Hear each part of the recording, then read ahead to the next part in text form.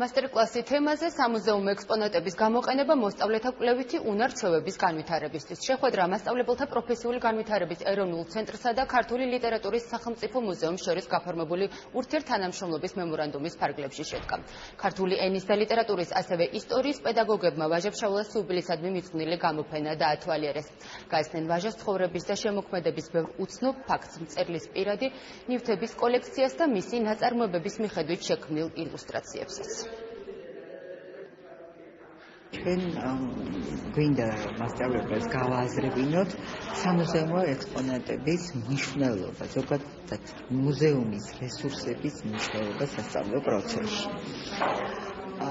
ეს რამდენიმე თვალსაზრისით არის ძალიან მნიშვნელოვანი. უპირველეს ყოვლისა, მოსწავლეთა მოტივაციის ამაღლებისათვის, სასწავლო პროცესის გამრავალფეროვნებისათვის. მოხდული ვართ, რომ მაისში გასული წლის მაისში გაფორმდა მემორანდუმი მუზეუმსა და მასწავლებლის სახლს შორის და ვფიქრობთ, რომ ეს მემორანდუმი დიდ ძორებს შეიტანს როგორც ჩვენთვის, ასევე საგანმანათლებლო სისტემაში.